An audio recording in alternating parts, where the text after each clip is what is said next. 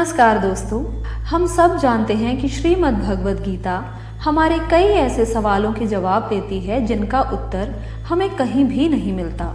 आज गीता के 13वें अध्याय में हम जानेंगे कि कैसे एक जीवात्मा इस प्रकृति के संपर्क में आती है और कैसे कर्म, ज्ञान और भक्ति से भगवान उस जीवात्मा का उद्धार करते हैं। ये भी सच है कि ये शरीर आत्मा से बिल्कुल अलग है, लेकिन फिर भी कैसे ये शरीर उस आत्मा से जुड़ जाता है, इसका भी इसी अध्याय में हमें ज्ञान प्राप्त होगा। वीडियो शुरू करने से पहले आप सबसे अनुरोध है कि वीडियो को अंत तक सुनें और लाइक करके चैनल को सब्सक्राइब भी करें। तो चलिए शुरू करते हैं श्रीमद् भगवद गीता का 13वां अध्याय, जिसका नाम है क्षेत्र क्षेत्रज्ञ विभाग योग। अर्जुन ने कहा, हे कृष्ण, मैं प्रकृति एवं पुरुष, क्षेत्र एवं क्षेत्रज्ञ तथा ज्ञान एवं ज्ञेय के विषय में जानने का इच्छुक हूँ। श्री भगवान ने कहा, हे कुंती पुत्र, यह शरीर क्षेत्र कहलाता है और इस क्षेत्र को जानने वाला क्षेत्रज्ञ है। हे भारतवंशी, तुम्हें ज्ञात होना चाहिए कि मैं भी समस्त शरीरों में ज्ञाता भी हूँ और इस शरीर तथा इसके ज्ञाता को जान लेना ज्ञान कहलाता है, ऐसा मेरा मत है। अब तुम मुझसे यह सब संक्षेप में सुनो कि कर्म क्षेत्र क्या है, यह किस प्रकार बना है, इसमें क्या परिवर्तन होते हैं, ये कहाँ से उत्पन्न होता है, इस कर्म क्षेत्र को जानने वाला कौन है और उसके क्या प्रभाव हैं। विभिन्न वैदिक ग्रंथों में विभिन्न ऋषियों ने कार्यकलापों के क्षेत्र तथा उन कार्यकलापों के ज्ञाता के ज्ञान का वर्णन किया है। इसे विशेष रूप से वेदांत सूत्र में कार्य कारण के समस्त तर्क समेत प्रस्तुत किया गया है।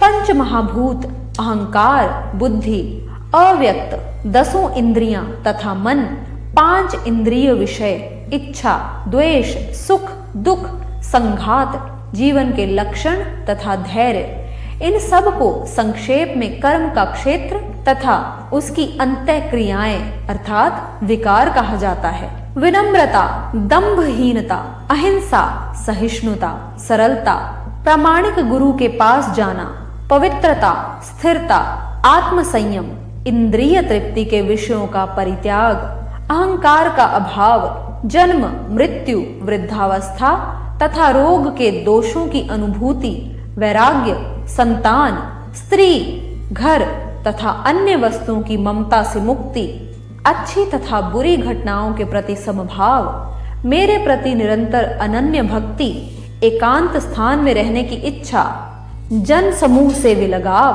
आत्म साक्षात्कार की महत्ता को स्वीकारना तथा परम सत्य की दार्शनिक खोज, इन सब को मैं ज्ञान घोषित करता हूँ। इनके अतिरिक्त जो भी है वह सब अज्ञान है।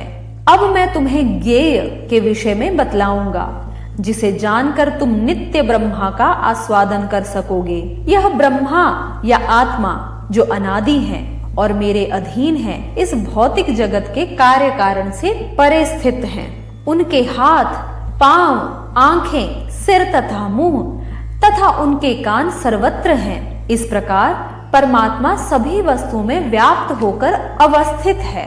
परमात्मा समस्त इंद्रियों के मूल स्रोता हैं, फिर भी वे इंद्रियों से रहित हैं। वे समस्त जीवों के पालन करता होकर भी अनासक्त हैं। वे प्रकृति के गुणों से परे हैं, फिर भी वे भौतिक प्रकृति के समस्त गुणों के स्वामी हैं। परम सत्य जड़ तथा जंगम समस्त जीवों के बाहर तथा भीतर स्थित हैं। सूक्ष्म होने के कारण वे भौतिक इंद्रियों के द्वारा जानने या देखने से परे हैं। यद्यपि वे अत्यंत दूर रहते हैं, किंतु हम सबके निकट भी हैं।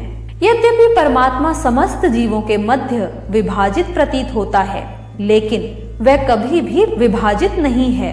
वह एक रूप में स्थित है। यद्यपि वह प्रत्येक जीव का पालन करता है, लेकिन यह समझना चाहिए कि वह सबका संहार करता है और सबको जन्म देता है। वे समस्त प्रकाशमान वस्तुओं के प्रकाश स्रोत हैं। वे भौतिक अंधकार से परे हैं और अगोचर हैं। वे ज्ञान हैं, ज्ञेय हैं और ज्ञान के लक्ष्य हैं। वे सबके हृदय में स्थित हैं। इस प्रकार मैंने कर्म क्षेत्र, अर्थात शरीर, ज्ञान तथा ज्ञेय का संक्षेप में वर्णन कर दिया है। इसे केवल मेरे भक्त ही पूरी तरह से समझ सकते हैं और इस तरह मेरे स्वभाव को प्राप्त होते हैं। प्रकृति तथा जीवों को अनादि समझना चाहिए। उनके विकार तथा गुण प्रकृति जन्य हैं। प्रकृति समस्त भौतिक कारणों तथा परिणामों की हेतु कही जाती है और जीव इस संसार में विविध सुख दुख के भोग का कारण कहा जाता है। इस प्रकार जीव प्रकृति के तीनों गुणों का भोग करता हुआ प्रकृति में ही जीवन बिताता है। यह उस प्रकृति के साथ उसकी संगति के कारण है। इस तरह उसे उत्तम तथा अधम योनियां मिलती रहती हैं। तो भी इस शरीर में एक अन्य दिव्य भोक्ता है जो ईश्वर है, परम स्वामी है और साक्षी तथा अनुमति देने वाले के रूप में विद्यमान है और जो परमात्मा कहलाता है। जो व्यक्ति प्रकृति, जीव तथा प्रकृति के गुणों की अंतःक्रिया से संबंधित इस विचारधारा को समझ लेता है, उसे मुक्ति की प्राप्ति सुनिश्चित है। उसकी वर्तमान स्थिति चाहे जैसी भी हो, यहाँ पर उसका पुनर्जन्म नहीं होगा।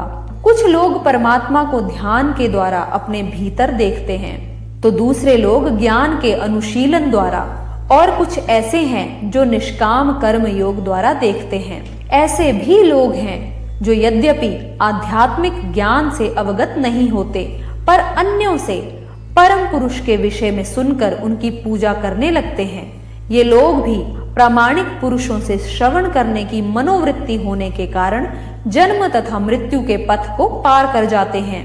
हे भारतवंशियों में श्रेष्ठ, यह जान लो कि चर तथा अचर जो भी तुम्हें अस्तित्व में दिख रहा है, वह कर्म क्षेत्र तथा क्षेत्र के ज्ञाता का संयोग मात्र है। जो परमात्मा को समस्त शरीरों में आत्मा के साथ देखता है और जो यह समझता है कि इस नश्वर शरीर के भीतर ना तो आत्मा ना ही परमात्मा कभी भी विनष्ट होते हैं, वही वास्तव में सब कुछ देखता है। जो व्यक्ति परमात्मा को सर्वत्र तथा प्रत्येक जीव में समान रूप से वर्तमान रूप में देखता है, वह अपने मन के द्वारा अपने आप को भ्रष्ट नहीं करता। इस प्रकार वह दिव्य गंतव्य को प्राप्त करता है। जो यह देखता है कि सारे कार्य शरीर द्वारा संपन्न किए जाते हैं, जिसकी उत्पत्ति प्रकृति से हुई है, और जो यह देखता है कि आत्मा कुछ भी नहीं करती, वही यथार्थ में देखता है। जब विवेकवान व्यक्ति विभिन्न भौतिक शरीरों के कारण विभिन्न स्वरूपों को देखना बंद कर देता है और यह देखता है कि किस प्रकार से जीव सर्वत्र फैले हुए हैं, तो वह ब्रह्म बोध को प्राप्त होता है। शाश्वत दृष्टि संपन्न लोग यह देख सकते हैं कि अविनाशी आत्मा दिव्य, शाश्वत तथा गुणों से अतीत है। हे अर्जुन, भौतिक शरीर के साथ संपर्क होते हुए भी आत्मा ना तो कुछ करती है और ना ही लिप्त होती है। यद्यपि आकाश सर्वव्यापी है, किंतु अपनी सूक्ष्म प्रकृति के कारण किसी वस्तु से लिप्त नहीं होता। इसी तरह ब्रह्मा दृष्टि में स्थित आत्मा शरीर में स्थित रहते हुए भी शरीर में लिप्त नहीं होती। हे भरतपुत्र, जिस प्रकार सूर्य अकेले इस सारे ब्रह्मांड को प्रकाशित करता है, उसी प्रकार शरीर के भीतर स्थित एक आत्मा सारे शरीर को चेतना से प्रकाशित करती है। जो लोग ज्ञान के चक्षुओं से शरीर तथा शरीर के ज्ञाता के अंतर को देखते हैं और भव बंधन से मुक्ति की विधि को भी जानते हैं, उन्हें परम लक्ष्य प्राप्त हो जाता है। तो दोस्तों, इसी के साथ श्रीमद् भगवद गीता का 13वां अध्याय यहीं पर समाप्त होता है। कृपा करके वीडियो को लाइक और चैनल को सब्सक्राइब जरूर करें। धन्यवाद दोस्तों। जय श्री कृष्णा।